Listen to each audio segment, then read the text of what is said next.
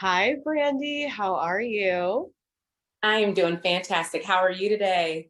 I'm good. I'm so excited that you're here for Confidence Conversations.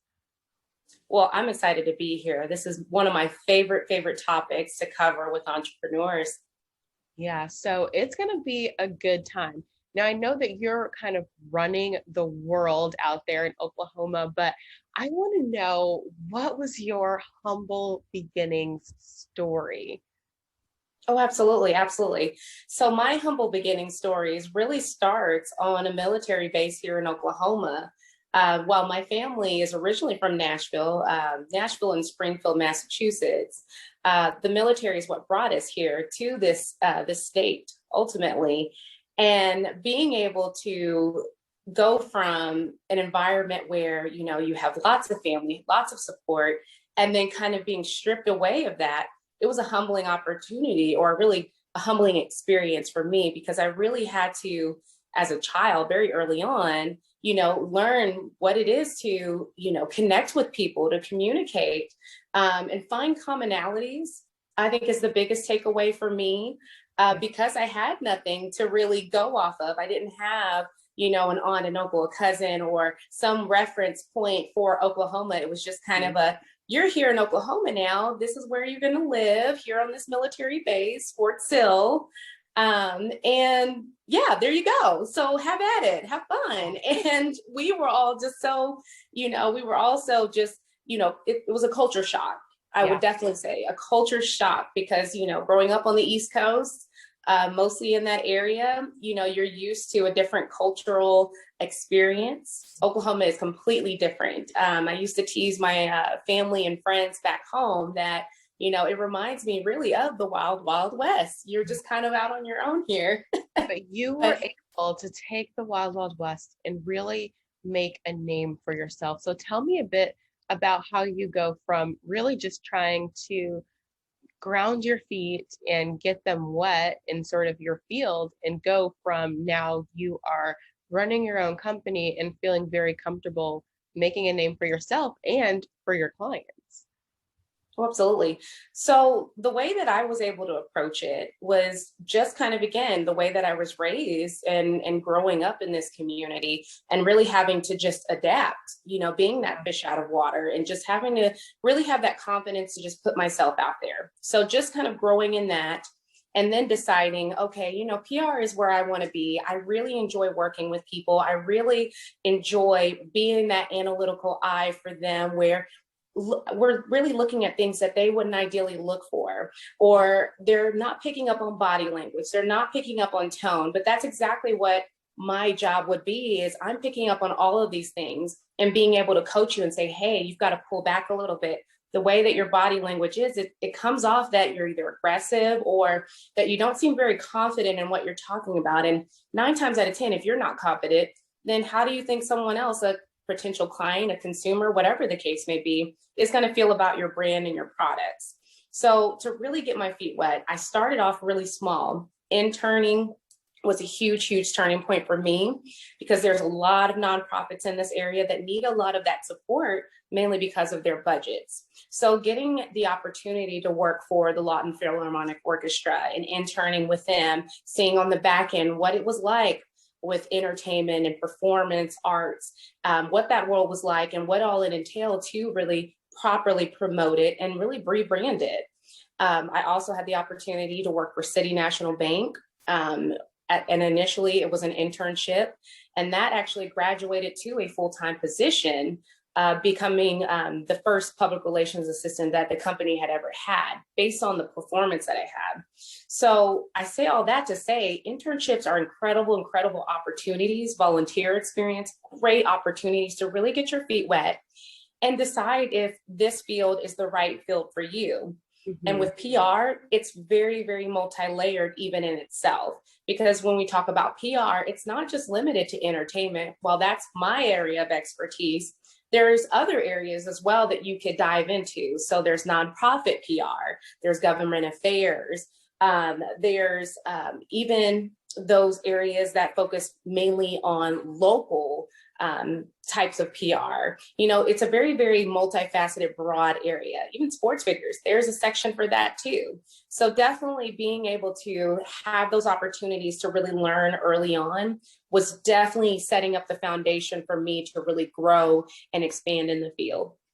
That's awesome. And I love how you touch upon internships, and even more than that, taking a step back, the point you made about cues that are not spoken. There are so many silent cues that we give, whether it's through our body language or just our performance.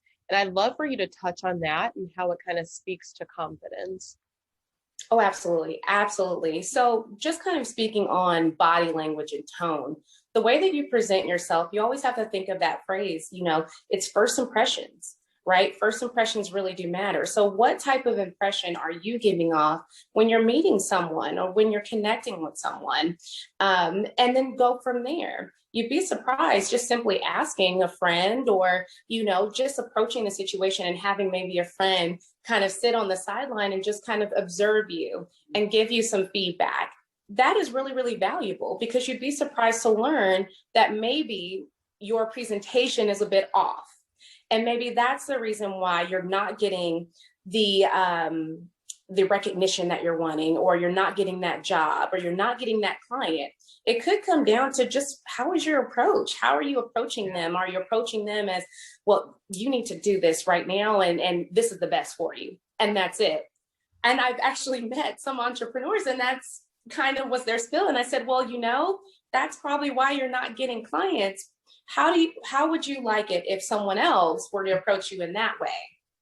Put yourselves in their shoes. Yeah. Would you like for someone to just kind of say, I know I haven't met you, but you need to buy this now, right now? Yeah. How would you feel about that? Good point. And I love that you take the approach of, let's be the third party, or let's be an objective bystander to my interaction with this person, and how would I feel, or what would I take from that interaction. And it's funny that you mention it, because I can give a personal story about this. There's probably many, and there's not one story in particular, but I think we can all relate, especially the women who are listening, where there's that person that you think just doesn't like you, and you're like, why don't they like me? And then I took it one day, and I don't know what made me do this, and I was like, what cues am I sending to this person? And it was like, well, I don't always smile, and I don't always say hello, so I can't get offended if they don't do that. And it's really taking a step back and looking at, what's my interaction. And I know that sometimes that's hard to do. It's a kind of level of criticism which a lot of people don't like. And I know that that's a huge part of your work, is being able to give very constructive criticisms to make your clients more successful in their field. So I'd like for you to speak a bit about constructive criticism and how to give it properly, and also what to do with it when you receive it. Oh, absolutely. So to give, the proper form of constructive criticism for your client, look at it as, well, first, before we dive into it, how is your attitude toward this approach? How are you feeling?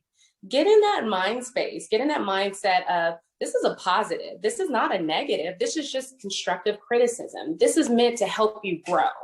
And that is why people hire you. This is why they pay the retainers. This is why they tap into your level of expertise to get that proper guidance of, look, this is what I see. This is what you're doing. I see what you're trying to do, but this is a better way for you to get the goals that you're after. This is a better approach to that. And just leap with that. Always starts with attitude, but then also, getting into that feedback and really outlining it for them. And following the outline, making sure that you're actually giving them, what is the action steps beyond this? Because who doesn't like getting feedback and then there's not really any type of action associated with it? Just, right.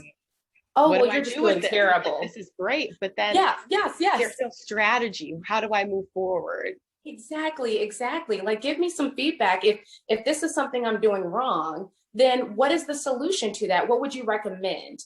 Because 9 times out of 10, they'll be much more receptive to it if you follow that criticism, that constructive criticism, with something that's actionable that they can work on and be a collaborative effort. And that's ultimately what you want.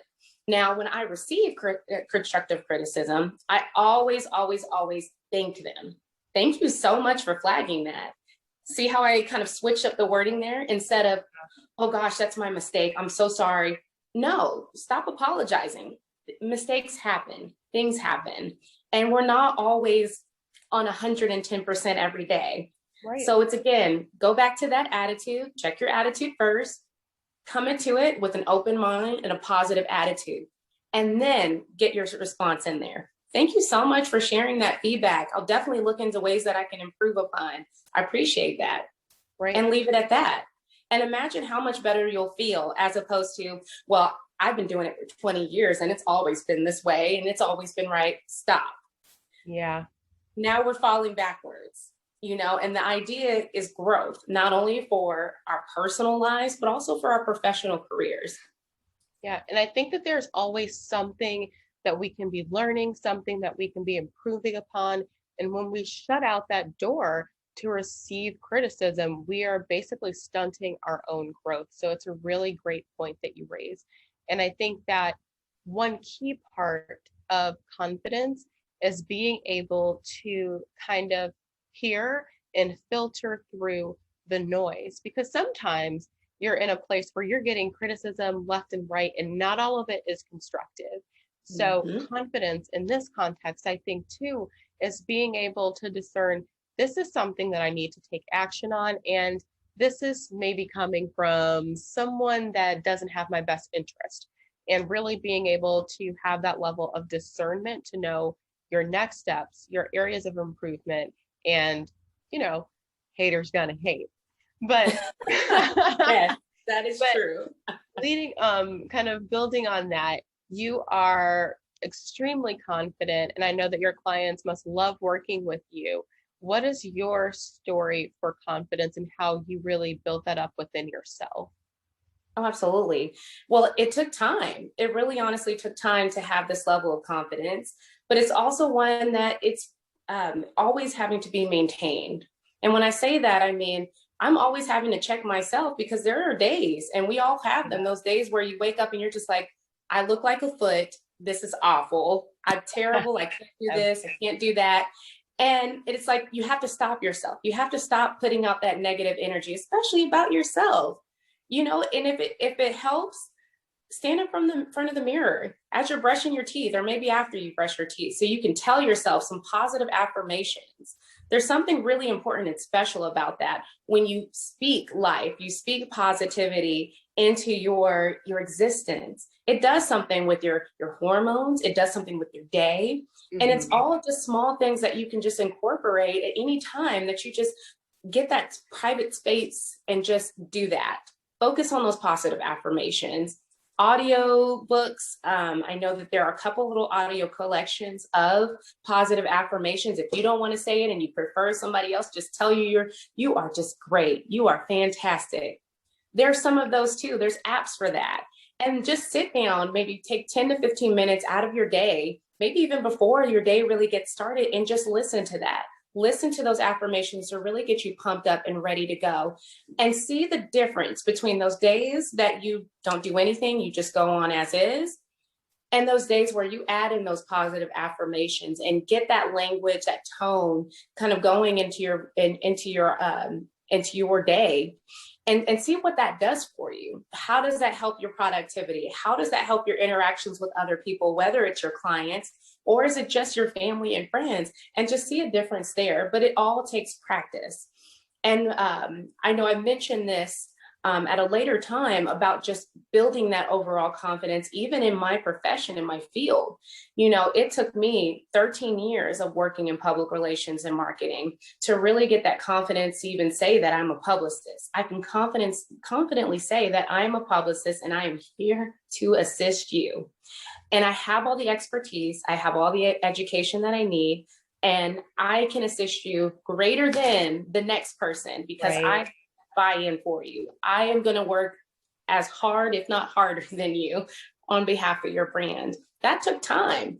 But during those times where I went back to school, and just kind of an educational background for me, got my Bachelor of Arts in Communications back in 2012, followed up with my MBA in 2018, and currently I'm working on my doctorates. During those times, I know I'm like, yes, this is it though. I'm done. No more certificates and no more degrees. But I do like to teach. So that's why I went off for my doctorates. But at the time, I got my undergraduate degree and then later went for my MBA. I was definitely grappling with, the imposter syndrome. I was getting so good in my profession. I was having companies call me. I was having public figures call me like, hey, we need your help on this. Can you run this campaign? Can you take on this person? We know you can get the right client and the best media placement for him. We know you know your stuff. But I would always think back into the self-doubt. And I would tell myself, oh my gosh, well, this is great, but maybe it was an accident. They didn't mean me. Like they just saw some stuff, but like not really. And I would psych myself out of even potential opportunities because I wouldn't see myself as worthy to even try. So I started to go and get certificates, and I've got lots of certificates, lots of them. I don't need any more certificates, but I really did feel that well, I've got about 5-7 years, and I've made this person $500,000, but let me go in and get this certificate because I need this, because then I'll know, right. Okay, it's then I can really do this. Need for validation. Yes. And we're not always going to get that from the outside world. And in the absence of criticism, a lot of times, especially when you're doing well, you get silence. Not even like the compliments or like the just do, you get silence. And in that silence, I think that's where all of the doubt kind of has a way to creep in, because that's all you're able to hear is, okay, if I'm not, people are very noisy, right? When we're not doing things well or when we're underperforming, you'll hear that when that's happening. But when you're not hearing anything, you kind of think, all right, well, something must be going on, or I must be missing something, because we figure if we're doing really well, we'd be getting the accolades that we think that we deserve. And sometimes, like Brandi said, you have to give those accolades to yourself. The world is not always going to give them to you. And, there's always that need for like the extra certificate, or maybe if I just do one more project or one more this or one more that I will be worthy of the platform that I'm already on. And I want for anyone listening just to be able to realize that the fact that you are where you are is an indication. It is proof that you are where you're supposed to be and that you're worthy of the platform. You don't have to do anything else to be more worthy. There's no such thing. What you can do is say you want to get a certificate to learn something else and have like a stamp to say, yeah, I did learn this. That's great. But I love that you bring up the point of imposter syndrome and self-doubt, because especially as women, it's something that we struggle with all the time, especially in the world of, I know media relations has got to be difficult. I've spent my fair share of time in healthcare consulting and the business world, the corporate world, and it is a male dominated field. And so you have that layered on top of the already existing imposter syndrome. And it's like, yes, what do I do? What else do I need? And so being able to tell yourself, I am enough already, that's key. And being able to identify opportunities for growth, like Brandi said, you should be open to criticism because that's what's going to help us grow. But knowing that just because there's areas to improve upon doesn't make you any more or less a rock star at what you're doing. So I'm going to take a breath because I want to hear you talk about the work that you do with your clients in terms of getting them to put themselves out there. Because I know that there are tons of people with great business ideas, great businesses, and now it's time to get their face out there, get their names out there. And it's like, oh no, I'm more of a behind the scenes type of girl. So how do you deal with that? Oh, absolutely. So how we deal with that is we offer a lot of a training behind the scenes before we even put our clients out. We coach them, we work with them. Okay, so let's let's do a mock interview. And just, I'm going to ask you very general questions and just have you give you the opportunity to just speak to what it is that you do, speak to your brand, speak on yourself, and just kind of have those interactions, because many of them haven't had any opportunities with interviews, or they've seen interviews and feel very, very intimidated by them. But you very much have to approach it very like you would a conversation. Think of a conversation that you would have with a good friend you haven't seen in a while. Hey, how's it going? I'm so glad to be here. And what are you up to? Brandi, it's not a good friend. So how do I do that? Yes. And you have to, it's internalizing it, right? Mm-hmm. It's internalizing it, and it's approaching it in the same sense that you would if that was your friend, right? Because you can pick up, okay, how was their energy? How are they kind of approaching me? And most times interviewers are very excited, like, hey, I'm glad you're here. Let's do this. And there's very few that are just kind of grumpy the grouch is what I call it. And you just have to adapt. You have to adapt to it. But the key ways to adapt in those situations is just think of it as if it was your friend. Ignore all the noise, ignore the negativity, or maybe even they're just kind of, I'm just doing this because it's my job. Ignore that. Hey, I'm excited to be here. Thank you so much for having me, because you could have had anyone, but you chose me. So I feel great. And I'm really excited to share more about my brand and more about my business. And just imagine how that's going to make someone else feel when you're acting in that way versus how they're kind of acting towards you. So think of it just in the same approach that you would a friend or somebody that that you feel comfortable with, and just kind of internalize that messaging, internalize that view and that approach there. And that is one of the key ways that'll help you adapt in those situations and feel comfortable and feel confident, which is the big, big thing. But there's a lot of media training, coaching that we do with our clients. In addition to that, we do have events where we'll actually go out there with them and we'll work the crowd. Okay. So we're talking to our media, we're talking to potential brands, potential partners, because at the end of the day, when you're looking at your business, and I'm sure you've all heard this term before if you're entrepreneurs here, but every day, every time you go out, you are marketing yourself. Yeah. So you could very well be meeting your next investor. So every opportunity, I say, is an opportunity. So how do you approach it? You approach it comfortable, but at the same time, confident and professional, and see the reaction that you get with that approach. You may end up with, hey, you know what? Let's talk about this more. Let me give you my card. We can set up an appointment and really unpack this a little bit further. Or, hey, I think you would be perfect for this. Call me here. And then the list goes on. There's so many really great opportunities, but it doesn't happen without you taking that first step confidently. Yeah. And I love what you said about the energy and putting out the energy that you want to receive, regardless of what you're getting, because that's what we have to do. People are not always going to come to us the way that we want to be approached, but energy is contagious. Like, have you ever, I know that you have been in situations where someone enters the room and immediately the room lights up and the party started. Like, there are some people who really are the life of the party. Or on the opposite end, say you're in a boardroom or maybe even in a party, right? And somebody walks in and just sucks the life out of the room. Sometimes you just got to be that life and put what you want to receive and have a good time. Absolutely. Absolutely. Sometimes all it comes down to is being the light that you want to see.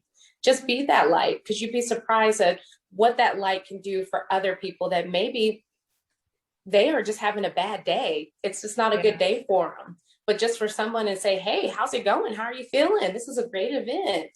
Are you a part of this? And just that engagement and that interaction, what that could do for that person. And you completely flip them from being grumpy the grouch to, this person actually took the time to ask me how I was doing. I have this going on and this going on. It's hectic, but you know how that goes. Man, I know those days, because don't we all? And just having that engagement, that interaction, what that can do for somebody and completely change their attitude and their perception. And now you've got an ally. You've got someone that's on your side that maybe, if you haven't gotten the introduction in already, this might be the president of whatever association that you might want to be a part of or get more information or connect with, because there's networking opportunities there. A potential brand where you could be partnering, collaborating with some of the offerings that you have.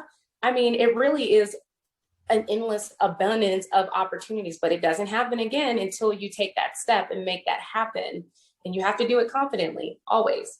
Yeah. And I think it's great what you said about working the room and being able to feed off of that. And I know it's a huge part of what you do. And I know that a lot of listeners are probably eager to learn more tips, especially from you, Brandi, about how to network and navigate a room well. Oh, absolutely. Absolutely. So one of my major tips is checking the temperature of the room. See how people are interacting with each other. Just be observant. And you don't have to be like the stalker observant where it's just like, no, just normally. Just kind of look around and see where everyone is, you know, and how they're interacting and engaging with each other, especially if this is a group that you're not familiar with. Because with most groups, they have kind of the clique mentality. It's an unfortunate thing, but it's the reality. So you'll have kind of your clusters of folks that, okay, they probably know each other from something. There's a commonality here. There's a little cluster here. And just kind of as you walk through the crowd, maybe pick up on, okay, what are the conversations here? Are they talking business? Are they talking about the latest sports game? And find that commonality where you can kind of easily adapt and be joined into the fold of those conversations. And that's just kind of a really good start for you. Commonality, big tip. Find those commonalities, whether you're on the phone, you're in those networking opportunities or those engagements, find that commonality and then just kind of work yourself in. Another thing is definitely always have business cards ready, because you never know. You just never know. And who hates to be the person like, oh yeah, let me get your card. I think this will be a great opportunity. Let's do this. Yeah, and you don't give me your card, and it's like I left it in my other purse. Oh no. Gotta put them in every purse. Yes. And you don't want to be the napkin. Oh, here, please call me. Yeah, it's probably going to be done. You know, you always have to be prepared. It's kind of like we always say is, you know, stay ready. You don't have to get ready, right? Exactly. It is the truth when it comes to your business. Always be prepared. In fact, over prepare. Make sure you have all your P's and Q's dotted, everything is done before you head out to these spaces, because you just never know who you're going to meet. And always, and this is another tip too, any opportunity or any type of engagement, anywhere you're at, look at it as an opportunity. And it's kind of like what I said earlier is you never know when your next client is going to be coming from. You never know when your next brand partnership is going to be coming from. So always have something ready for them, just in case you get stopped in Walmart and, you know, I like those shoes. Yeah, and then you're just going back and forth. And then, oh yeah, I own this. And we have a bunch of properties and development. We're just having trouble with marketing. And that's really cool that you do that. Yeah. Hi, let me give you my card. So let's have a conversation, you know, without the lawn smell on me and all these tools I've got because I'm going home. But let's have a conversation. Have that business card ready, you know, and it's good. Have a little packet or something with you at all times. And it could be just those business cards, but something that you can just easily pass off to that other person where they can get connected with you and get all the information that they need about your brand, about your business, or whatever it is that you're offering. Always be prepared for that in any space that you're in, because you never know. Even at the most minimal, oh, I'm just going to a kid's birthday party, or, oh, it's just, you know, they're doing a ribbon cutting, but usually they're about 10 minutes. You know how many people go to ribbon cuttings that are kids' birthday parties? Adults are all congregating together. So exactly. That's a huge opportunity. Huge opportunity. So, you know, those are just kind of some of the tips that I suggest and recommend to our clients. And anytime we're dealing with this kind of topic is you've got to get in there and you just have to adapt to those situations as best that you can, but use some of those tips to kind of massage that effort in there, and you'll see the difference in how your approach is and how they approach you now that they've kind of gotten acclimated with you, with the little information that you shared with them, it means so much. It does. And staying ready so that you don't have to get ready is huge. Even if you've run out of business cards and you're on your way to Staples or Vistaprint, wherever you get yours printed, there are apps where you can do a virtual business card. So I would even recommend doing that just for the interim too, so that you always have something to share, because you literally never know like when you're going to meet someone, and being able to follow up is key. So I want to hear some of the ways that you follow up after events, because I know, especially for some of the introverts listening, it's like, oh, I don't know what to say, or how do I keep the conversation going now that we're no longer in person, or now that we're off of Zoom? Oh, absolutely. Absolutely. So some of the ways that I follow up, well, let's just be consistent here. Across the board, I always, always, always follow up with a thank you. So whether it is a card, an email, however, which way our initial outreach kind of happened, I make sure to follow up through that form. So if I got an invitation to an event, I go to your event, have a great time, get a chance to meet you, then I'm going to send a card and just say, thank you so much for the invitation. I had such a great time. I got to meet this person. You know, if you need anything, this is my number. I'd love to connect and maybe do lunch one day, you know, and see what happens, see where it goes with that. But the point is just to make that type of outreach effort, wherever form you feel comfortable with. It's important, because just think of it again, put yourself in that person's shoes. Mm-hmm. How would you like it if somebody would send you a card after you've invited them to an event, had you participate, whatever the case may be, and you just happen to get a card that says just thank you for having me a part, no sales pitch, no nice. So this is now $9.95, but you know, if you want to tune in, you know, it's one of those things. Like, imagine getting that in your hand, or at least popping up and checking your email and saying, oh wow, just thank you, no strings attached. It makes people feel good, and it makes you feel good. And you, once again, have an opportunity there where you just gained an ally, because now they're going to remember you for, that's the person that actually reached out to me, because no one else reaches out, but this person took the time to reach out to me and just say, thank you.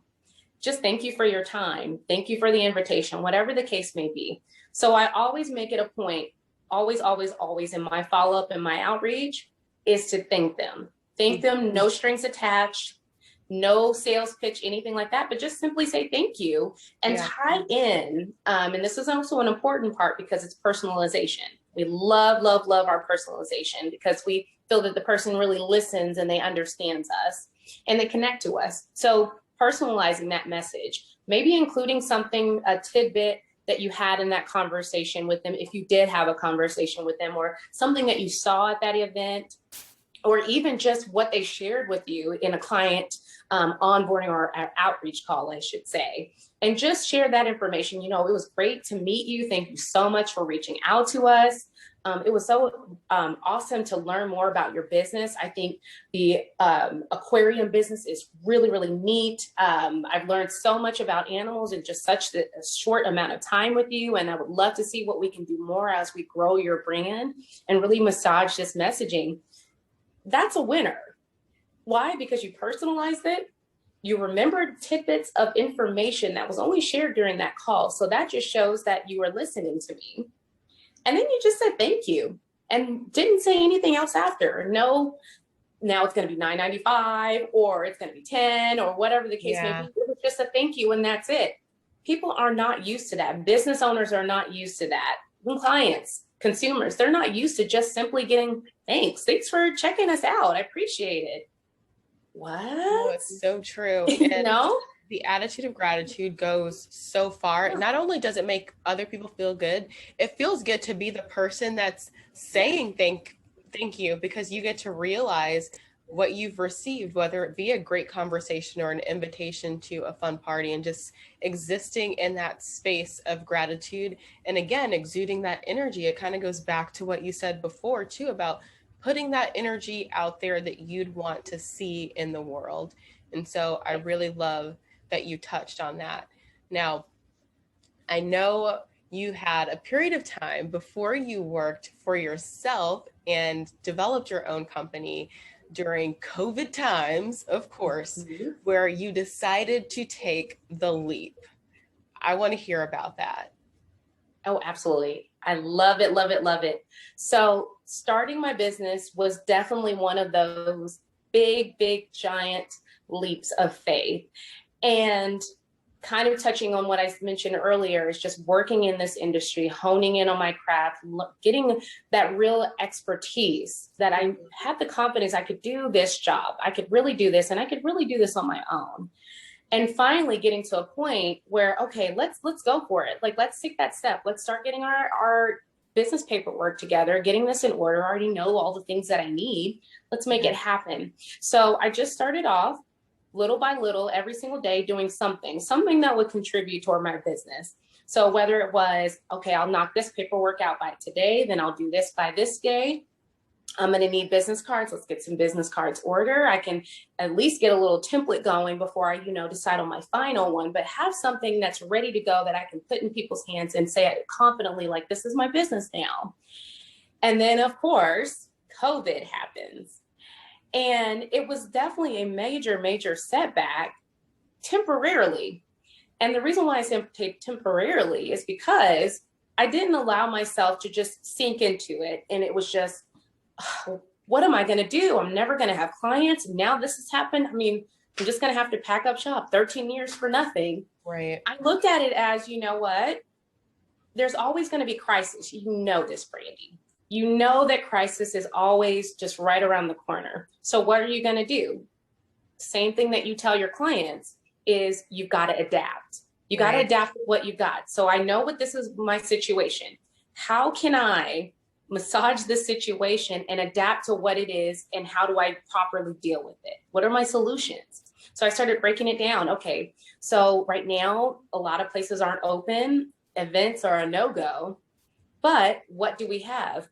It's right in our back pocket, phones. We have access to technology. We have access to our computers. Start hosting some more virtual events. Open up the door for opportunities where people can learn, get professional development advice, learn more about entrepreneur studies, ways to connect with other people, networking opportunities. There's so many things that you can do. And it's all, at the person's home or in their office. We can make this happen. So I started off working closely with entrepreneurs in our local community and started to create free entrepreneurial workshops. And it was the first time that they had those here. And we offered it, again, completely free, just for people to get the opportunity to learn from others that have already been doing it for some time. And just kind of hearing from them, this is the ways that I was able to adapt. This is the ways that I had to adapt in order to sustain my business and not just survive, but actually thrive.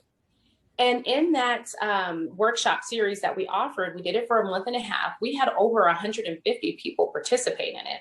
And we had individuals that were coming from across the country just to find out, how can I market my business right now with the tools that I have in a limited budget? How can I get the proper paperwork together that I need to have for the PPP loan? What other financial assistance programs are available if I'm a newbie? I just started my business, kind of like me, and I don't qualify for any grants, any of the loans that they have out. What are my options? What's available that at least I have something to get started with beyond whatever investment that I've made into my business?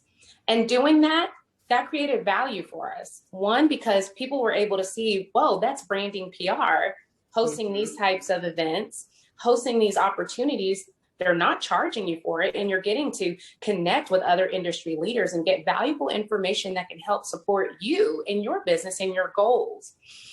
And then, of course, on the flip side, it was the resources, being able to easily connect with people within their local communities that can help them and guide them through the process so they could start their business or help better market and promote their business from where they were at. And those two things pay dividends for us. It costs us nothing. It costs them nothing, but it made such a difference in these people's lives that we actually had dozens of them reach back out and say, hey, I went ahead and started my business because of that class I took when you offered it last fall, right during the pandemic. Thank you so much. And just getting that type of response and feedback, that was invaluable, Yeah. invaluable for us. Not only for that exposure, but also the fact that we could actually help someone else that was struggling in that time.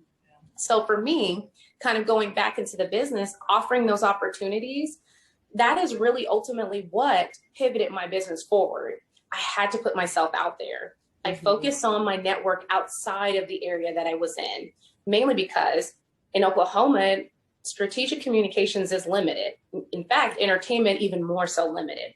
So I had to tap into my old contacts, my relationships, and even some of the new relationships I had developed, creating these virtual events that were so popular, and being able to say, hey, you know, I'm still offering PR services. I just recently started my PR agency. You know, let me know if you have an interest or there's a need there, or let's hop on a call and talk about it a little bit. Actually, yeah, I mean, I don't need it right now. I've got a person, but my friend is actually looking for you. Let me get you connected. And the rest was history. I was able to successfully retain 6 clients within the first month of opening our doors. That's within awesome. The first month. So, I mean, it was one of those things that you had to really, really, really adapt to your situation. I think the key word of today is going to be adaptation. Oh yeah, for sure. Positive energy. It's the power of the pivot for sure. And I think one of the other important points that you raised, just sort of feeding off of the ability to adapt and pivot when things change, is the fact that it's never going to feel like the right time. There's always going to be something with, you know, your children, if you have them, or finances, or you're moving. Like, there's literally always going to be something, a pandemic, an economic crisis. There's always going to be something that's going on that has the power to get in the way of you accomplishing your goals or starting that business, building that family, whatever it is that you want to do. And you have to take a step back and reevaluate why it is that you want to do what you want to do and how you're going to get there, given that there are obstacles in the way. But again, if it were easy, everybody would do it. And so we're not here to say that it's going to be super easy, but you do have to learn how to adapt and how to pivot, because that is what good entrepreneurs are able to do. Oh, absolutely. I agree 100%. You have to be able to adapt in your situation, and you can very much apply that to even your personal life. Crisis is always right around the corner, guys. We already know this. We know it's going to happen. That's what the insurance people always make sure to share in those commercials. Is, you know, it's really right around the corner. So what is it that you're going to do when it happens? You don't know what it's going to be, but you can anticipate that if something does happen, what is your action plan and what's your steps? Nothing goes good without a plan. You have to have a plan of action. What is it that, who is your communication source? How are you going to get the information out, and how are you going to deal with it? And you have to move quickly on it. So very much planning and organization is a big, big component of this. That's super, super important. You have to know what it is that you're working with and what steps you need to take in order to achieve that solution. And that can apply to your goals as far as your business, or that can apply to a crisis situation that you found yourself having to deal with. The pandemic very much was a crisis situation.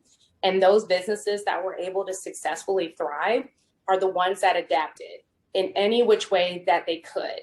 And one of my favorite stories, as far as entrepreneurship, was one of a local spot here, a coffee shop, that just completely adapted. And I absolutely loved their approach for it. So initially, the restaurants, of course, were shut down. They weren't able to do anything. And then they eventually kind of eased those restrictions and said, okay, well, guys, now you can open it up, but you can't have people inside the restaurant. You can only have drive-through. So what this local coffee shop did was they started to expand their product offerings. So before, it was just coffee. You either get cold brew or hot coffee, you know, the different flavors, the different options there. Well, they ended up turning it into, well, now you can get snacks here. You can get your power bowls for breakfast. You can get your burritos. You can get your lunch items. Then they started expanding off to little dinner trays that could easily fit into your cart. And they were so adorable. They remind me of the little bento box. But they found the neatest ways to bring people in and say, hey, we're not shut down. You can come here. It's going to be safe. We're taking these safety precautions and measures to make your experience healthy, clean, and make you feel comfortable that you are going to a place that we do care. We want you to have an amazing experience. And we put these things together so that you can get in, get out, and you're sitting on your couch enjoying your meal or whatever you purchased from us and having a great time with that. So that's one of my favorite businesses that I've seen be able to adapt in that situation. And it was just simply by expanding those product offerings. And you can apply that now. Is there something, an area in your line of services or products that you could be adding into those services, or you can add in as part of that? Do some research, look around and see what would be a good product that falls in line in the family of things that you do, and add that in there and see what type of response you get. We also saw that tremendously with carpet cleaners. They went from just carpet cleaning to now they're offering full-on home disinfection. It was amazing. It was really, really neat to see that. But it's, once again, they adapted. They didn't sit there and just, oh gosh, then what am I going to do? I'm going to be shut down. Nobody's coming in. What are we going to do? And just wallowing in that. But they said, you know what? I think is to look around you, like you said. The inspiration is usually right in front of you, and to be able to leverage and tap into a need that already exists, because what you want to do for any customer or client is solve a problem. So look around, see, what do I like doing? What can I do? And how does this solve a problem that exists? But when we're talking about pivoting, change, and dealing with hard times, there's always this space, right, between calamity happens and plan is formed. There's always a bit of space between those two happenings. How do you stay cool, calm, and collected when you're trying to think through a plan? Because it's easy, right? After you've got your action plan, you've got your strategy down, we're good to go. But you have to have a nice sound brain, peace of mind to even get to that plan. So what do you do, and how do you approach problems when they occur? That's a really great question. So the first thing I do, and I've said this before, you've got to check your energy, check your attitude, check your feelings. If you need to take a moment, take your moment, kind of like release whatever it is, and then come back ready for war, ready to go for it, right? And then the next thing you do, once you kind of like, okay, I've gotten myself an opportunity where I can just like breathe and just get calm, right? Take a look at your plan. Okay, what are the steps that you outlined when nothing was going on? And now you have the opportunity to use that plan. Okay, do you need to get in contact with communications people? Okay, who's going to put out the messaging to let them know that we've had XYZ happen in our restaurant?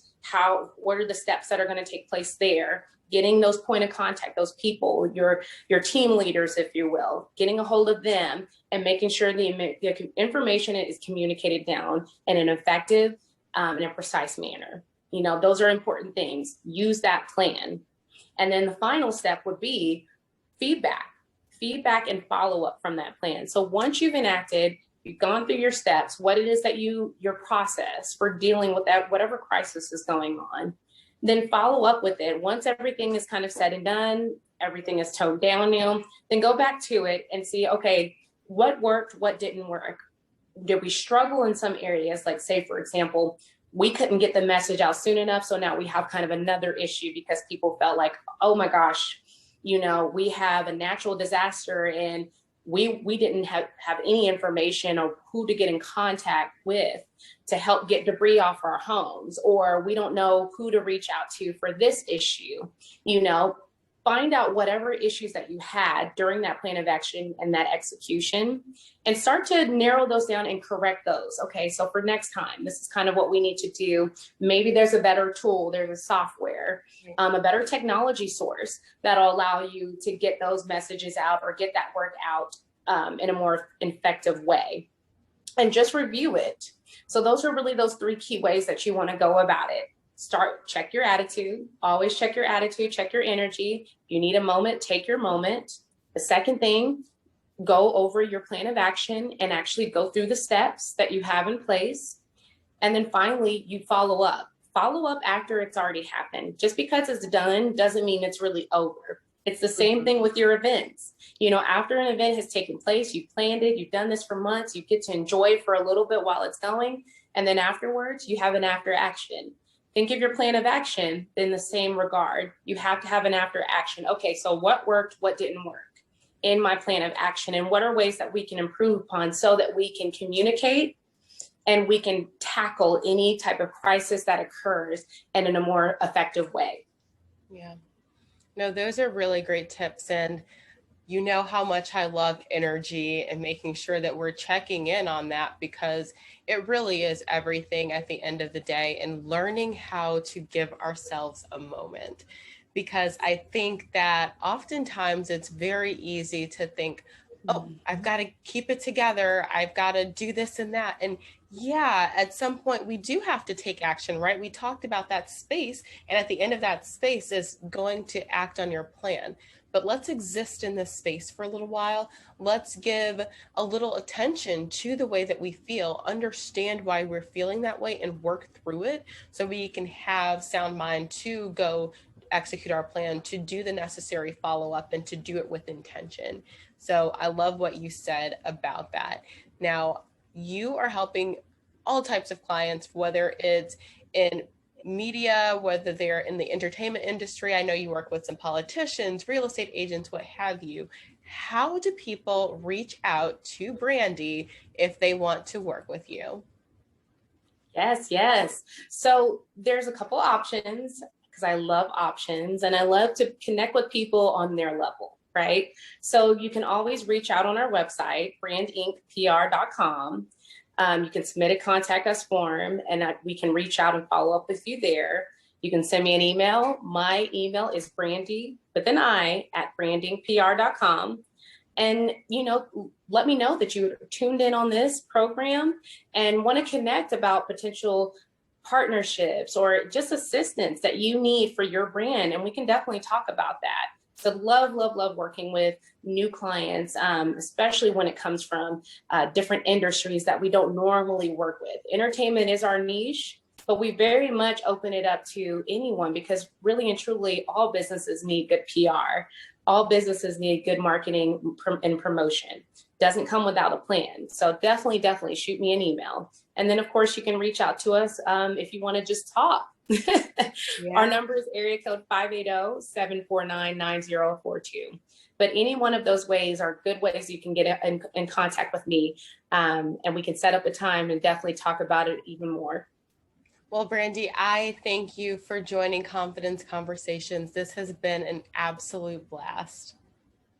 Oh, absolutely. I had such a great time. This was really, really fun. And I enjoy so much empowering other entrepreneurs. And just know that you got this. You know, you don't need another certificate unless you just want to learn something that you haven't learned already. But you don't need it. You have every tool, every skill that you need. All you need to do is just take that step forward. But know that you got it. Thank you. I love that message.